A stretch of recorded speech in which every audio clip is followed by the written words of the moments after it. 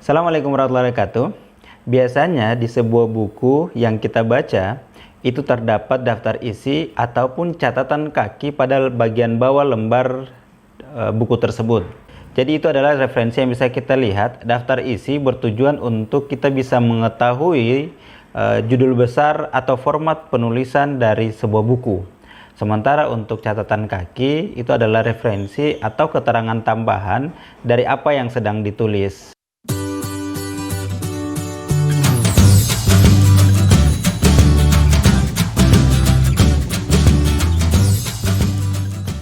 Terima kasih untuk teman-teman yang sudah nonton dan subscribe. Bagi yang belum, silakan subscribe dan tekan tombol lonceng yang ada di sampingnya. Tekan juga tombol like dan bagikan video ini ke sosmed teman-teman juga ya. Terima kasih, semoga bermanfaat. Tabea. Kali ini saya ingin sharing kepada teman-teman bagaimana kita membuat referensi tersebut, baik itu daftar isi ataupun catatan kaki pada Word 2019. Oke, di sini saya punya contoh dokumennya yang bisa dipakai untuk membuat referensi. Teman-teman bebas bisa nantinya menggunakan laporan ataupun tugas, bahkan mungkin menggunakan makalah ataupun yang sedang menyusun skripsi untuk membuat referensi berupa daftar isi bisa menggunakan cara ini. Oke, sebagai contoh di sini, agar mempermudah, isi dari dokumen ini akan saya hapus, menyisahkan kerangka utama dari penulisannya atau format penulisannya saja, karena yang terpenting adalah bagaimana kita mencoba membuat daftar isi secara otomatis, dan nanti akan saya juga jelaskan bagaimana cara membuat daftar isi secara manual. Nanti teman-teman bisa mencobanya mana yang lebih cepat, lebih efisien dan efektif untuk teman-teman. Oke, sebagai contoh di sini cuma ada bab 1 pendahuluan, ada 3 subbabnya di dalamnya, kemudian bab 2 ada dua subbab utamanya dan terdapat sub-subbabnya di dalamnya. Kemudian bab 3 dan bab 4 terdapat 2 subbab. Oke, setelah itu teman-teman bebas menentukan daftar isi mau diletakkan di mana. Sebagai contoh saya letakkan di halaman kedua. Sebelum kita membuat daftar isi, kita perlu sesuaikan dulu style teksnya seperti apa menggunakan stylist yang ada di sini. Ada heading 1. Heading ini berfungsi untuk memberikan style tulisan baik berupa judul, subjudul, ataupun bab atau subbab. Oke, seperti itu. Jadi kita sesuaikan dulu bab 1 di sini, kita berikan heading 1. Formatnya terserah teman-teman bisa atur, baik itu jenis tulisan ataupun ukurannya. Teman-teman bisa sesuaikan. Sebagai contoh, semuanya di sini saya akan berikan sekalipun menggunakan beberapa heading, jenis tulisan dan ukurannya akan saya kasih Arial dan ukuran 12 seperti ini. Oke. Kemudian kita lompat pada judul utamanya dulu atau bab utamanya dulu, bab 1, kemudian bab 2. Kita berikan heading 1 juga. Oke, karena di sini dia akan menampilkan format awalnya, maka supaya sama dengan bab 1, masing-masing heading akan saya berikan format painter supaya dia menduplikasi tulisan tersebut. Oke, seperti ini. Oke, kemudian format painter, lanjut ke bab 3 dulu untuk menyamakan heading. Lanjut format painter bab 4. Oke, ini semuanya heading 1. Oke. Kemudian kita masuk kepada subbabnya. Di subbabnya kita berikan heading 2. Oke.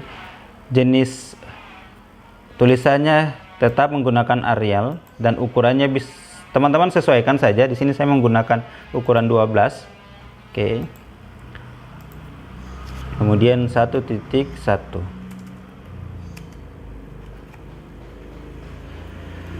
Lanjut. Kemudian subbab yang ada di bab 2 juga kita berikan heading yang sama. Kemudian masih menggunakan Arial dan ukuran 12. Di sini 2.1.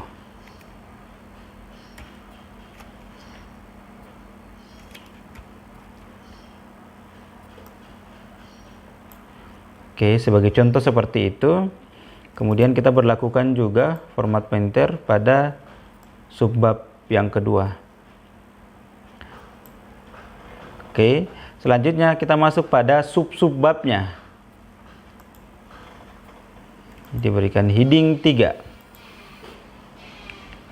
Oke, heading 3 tetap sama menggunakan Arial ukuran 12. Oke, di bold. Kemudian di sini 2.1.1. Oke, seperti itu. Selanjutnya. Oke. Jadi seperti ini. Kemudian jika di dalamnya masih ada sub-sub babnya lagi, maka akan diberikan heading dengan style heading yang berbeda. Oke. Karena dirasa cukup, ini saya hapus saja. Ini dibiarkan saja headingnya seperti itu. Kemudian di bab 3 sama menggunakan heading 2.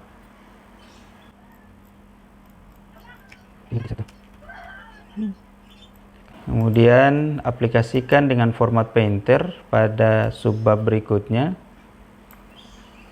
Oke, seperti itu. Kemudian di bab 4 kita berikan heading lagi 4.1. Oke. Oke.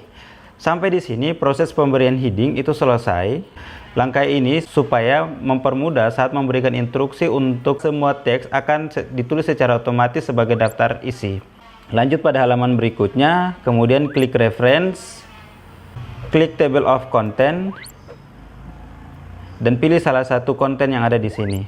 Sebagai contoh, konten yang atas akan diaktifkan. Maka secara otomatis daftar isi langsung akan dibuat. Oke, kemudian tulisan konten yang ada di sini tinggal kita ganti menggunakan daftar isi.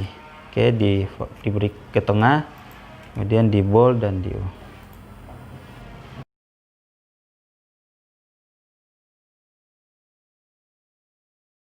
Oke, langkah pertama, cara membuat daftar isi secara otomatis. Lalu bagaimana kalau kita membuatnya secara manual? Teman-teman, saya akan beralih ke lembar berikutnya untuk mencontohkan bagaimana cara membuat daftar isi secara manual. Caranya gampang. Pertama, kita tinggal mengaktifkan left tab yang ada di pojok kiri atas ini. Di bagian rule atau mistar, kita aktifkan pada jarak tertentu. Sebagai contoh, di sini diaktifkan di jarak 15. Saya menggunakan dua left tab. Satu left tab yang depan ini bertujuan untuk sebagai batas dari titik-titik ini, seperti ini. Dan left tab yang kedua ini untuk penulisan nomor halaman. Oke, setelah seperti ini teman-teman, maka double klik pada left tab yang ada di bagian depan, maka kotak dialog tabs akan muncul. Ada dua left tab yang aktif di sini, ada 14,5 dan 15,25. Oke, kemudian elegant kita settings left, kemudian untuk leadernya kita pilih 2. Kemudian oke. Selanjutnya tinggal mengetik secara manual daftar isi yang akan kita buat. Daftar isi. Bab 1, pendahuluan, spasi, tab. Oke, tab berfungsi untuk membuat titik-titik tadi menjadi aktif sampai pada 14,5 yang tadi yang sudah disetting. Kemudian tab lagi supaya dia berada pada posisi left tab yang kedua. Sebagai contoh di sini 1. Kemudian 1.1 latar belakang spasi 1.2 gambaran umum 1. 3 struktur organisasi. Selanjutnya ada bab 2 yaitu perkembangan 2. Di bawahnya ada subbabnya yaitu 2.1.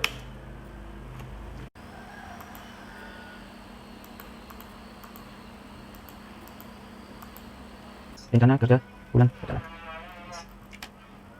Dan 2. Di bawahnya ada subbab, tapi kita lewatkan dulu. Oke, performance. Kita tulis di bawah. Indikator. KPI. Oke, selanjutnya kita balik ke atas tadi dan menuliskan sub-sub babnya. Seperti ini. Sistem informasi manajemen SIM kotaku 2. Ini aduan masyarakat 2. Lanjut pada bab 3.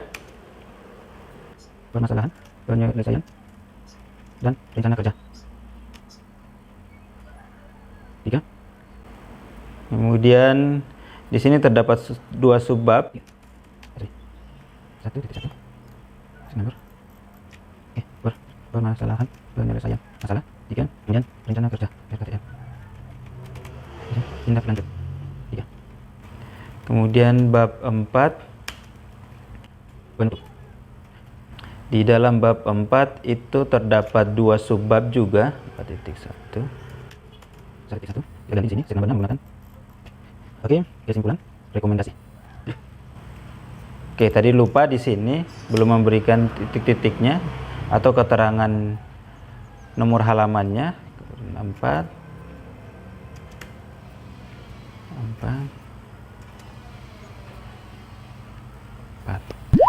Oke, seperti itu cara membuat daftar isi secara manual. Dan tadi sudah sebelumnya saya peragakan untuk membuat daftar isi secara otomatis dengan menggunakan style heading.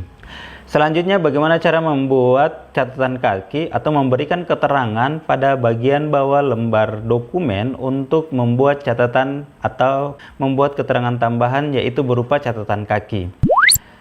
Untuk mengaktifkannya teman-teman, sebelumnya tentukan kalimat atau kata mana yang akan diberikan keterangan tambahan. Sebagai contoh di sini saya letakkan pada kalimat Masuhi. Kemudian aktifkan atau klik tab reference, kemudian lanjut klik insert footnote. Maka secara otomatis di bagian bawah lembar dokumen akan diberikan tulisan kecil untuk mengetik keterangan tambahan dari kata atau kalimat tersebut. Sebagai contoh di sini, Masuhi adalah nama yang diberikan oleh Presiden RI pertama, RI 1, Insinyur Soekarno, yang terletak di Pulau Sen. Oke, selanjutnya teman-teman bisa menambahkan footnote pada kalimat yang lain dan nantinya di setiap lembar itu akan diberikan catatan kaki secara otomatis. Dan jika teman-teman beralih ke lembar berikutnya seperti itu juga sama. Ketika teman-teman mengaktifkan footnote, maka akan membuat catatan kaki dengan penomoran yang berlanjut. Oke, seperti itu cara membuatnya. Oke, demikian teman-teman.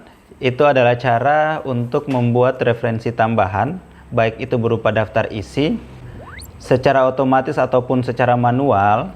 Tinggal tergantung teman-teman memilih mana yang lebih efektif dan lebih efisien untuk teman-teman pakai. Atau mungkin teman-teman punya cara yang lebih baik, silahkan. Dan yang kedua adalah bagaimana memberikan catatan kaki pada lembar dokumen yang sedang kita buat. Oke, semoga video ini bermanfaat. Terima kasih. Assalamualaikum warahmatullahi wabarakatuh. Tabia.